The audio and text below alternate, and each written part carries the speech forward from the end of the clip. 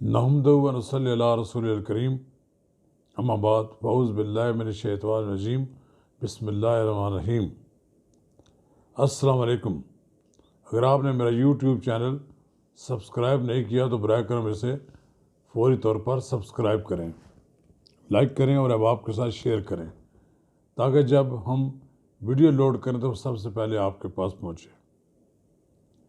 हमारी आज की वीडियो का मौजू है सेनेट के इंतखाबात को शफाफ बनाने के बारे में सुप्रीम कोर्ट में सदर पाकिस्तान की जानिब से दायर करदा रेफरेंस के हवाले से होने वाली बहस।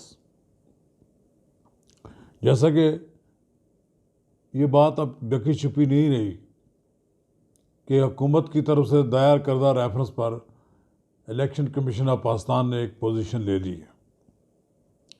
सुप्रीम कोर्ट में इलेक्शन कमीशन ऑफ पाकिस्तान के वकील ने वाज़ेह कर दिया है कि हमारा जो जवाब हमने जमा कराया है उसके मुताबिक सेनेट इलेक्शन पर आर्टिकल 226 का इतलाक़ होता है, जबकि आर्टिकल 218 के तहत शफाफ इलेक्शन कराना ज़िम्मेदारी है। आर्टिकल 218 की तशरीह से 226 को डिफ्यूज़ नहीं किया जा सकता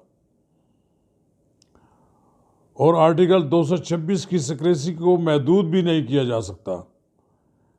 ये बात बड़ी अहम है कि जो इलेक्शन कमीशन का वकील है वो ये कहता है कि वोटों की खुफिया रखने का मतलब ये है कि ये हमेशा खुफिया रहेंगे।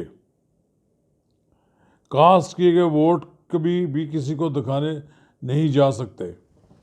सुप्रीम कोर्ट में ऐसी बात हुई है कि कहा गया है कि इनमें कोई नंबरिंग कर दी जाए ताकि जब कभी वोट देखे जाएं तो मालूम हो सके कि ये वोट किसने किसको डाला है। ये सिक्रेसी के ख़िलाफ़ है। सिलेक्टर्स की मदद से आने वाली धांधली की पैदावार हुकूमत इस बात पर इसरार क्यों कर रही है कि शो ऑफ हैंड से इंतखाबात कराए जाएं, और अब तो लगता है कि मौजूदा हुकूमत को सुप्रीम कोर्ट के आला जजों की बाद रिमार्क से वो अपना कोई मतलब निकाल रहे होंगे कि शायद उनकी मर्ज़ी के मुताबिक कोई फ़ैसला आ जाए।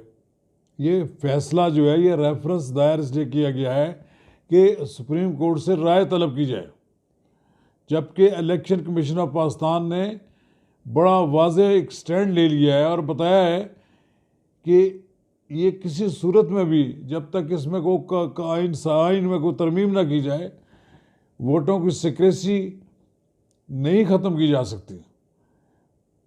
ये जो तहरीक इंसाफ है इतनी परेशान क्यों है?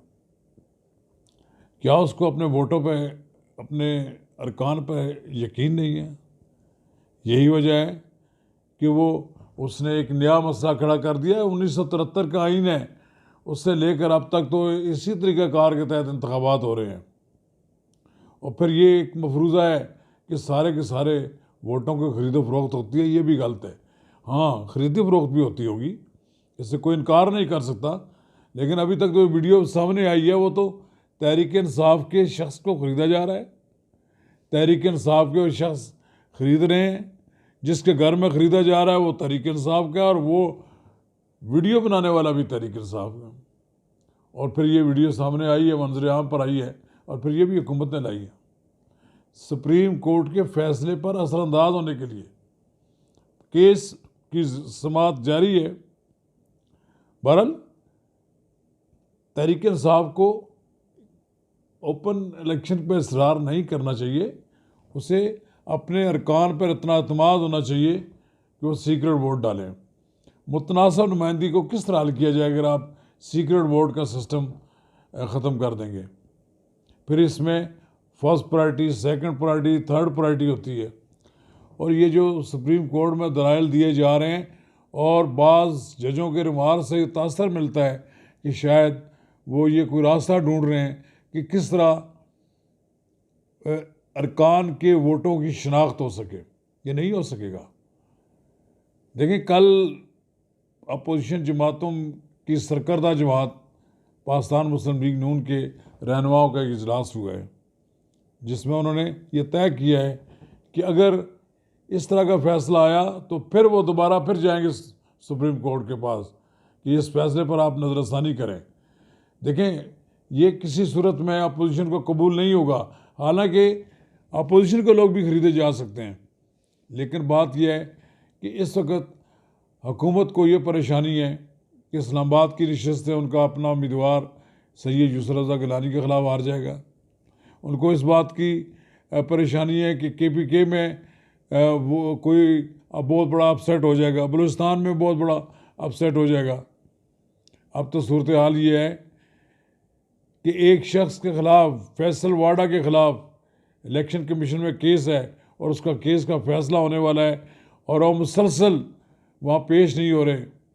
उन्हें मालूम है कि वहाँ उनका क्या फ़ैसला होना है, वहाँ से उन्होंने डिसक्वालीफाई हो जाना है।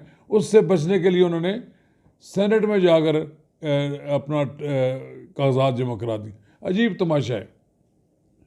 अब सूरत हाल ये है कि सुप्रीम कोर्ट ये कहती है जिस जमात की सेनेट में जितनी नशस्तें बनती हैं उतनी ही उसे मिलनी चाहिए।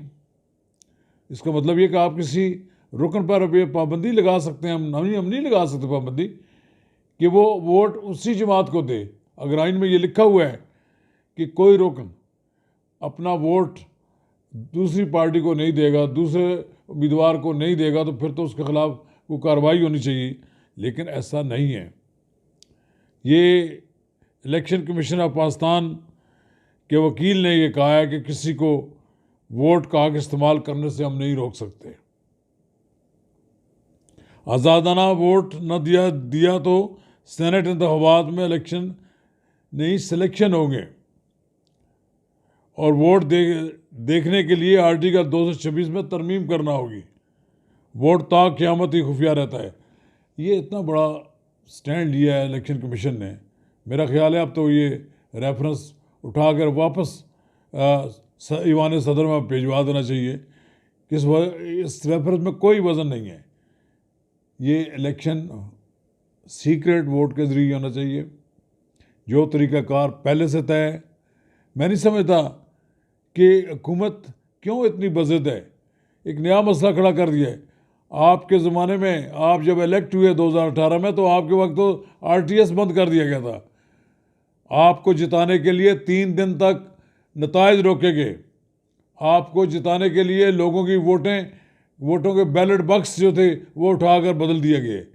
आपको कामयाब करने के लिए इलेक्शन से पहले लोगों को अपनी सियासी वफादारियाँ तब्दील करने पर मजबूर किया गया। अब मैं ये तवक्को रखता हूँ कि वो तमाम कुव्वतें जो इस मुल्क में चाहती हैं कि शफाफ इलेक्शन हो, ज़मीर के मुताबिक लोग फैसला करें, उन पर कोई दबाव ना हो और कहीं से उनके पीछे कोई लाठी लेकर करना खड़ा हो। उनको वोट सीक्रेट वोट डालने का मौका मिलना चाहिए। ये कब तक, यानी आपको डर है ना, आपको 2-3 चीज़ें आप लूज़ कर देंगे इसलिए लोग आपके नाराज़ हैं। ये तो बात दुरुस्त है कि पंजाब से भी लोग आपसे नाराज़ हैं, KPK में भी नाराज़ हैं, जिनको आप घास नहीं डालते। बलूचिस्तान में भी लोग नाराज़ हैं। ये जो लोग नाराज़ हैं ये बिलाखिर आपकी पार्टी के ख़िलाफ़ फ़ैसला दे सकते हैं। उन्हें फ़ैसला करने का हक हासिल है। जिन्हें आप महीनों अपने दफ्तर में टाइम ना दें, वो अपना फ़ैसला करने की सोच रहे हैं। इसलिए मैं ये समझता हूँ कि सुप्रीम कोर्ट को एक ऐसा फ़ैसला देना चाहिए जो हमेशा एक नज़ीर हो, आइन की सही तशरीह हो और आइन के मुताबिक राह का मुतय्यन किया जाए।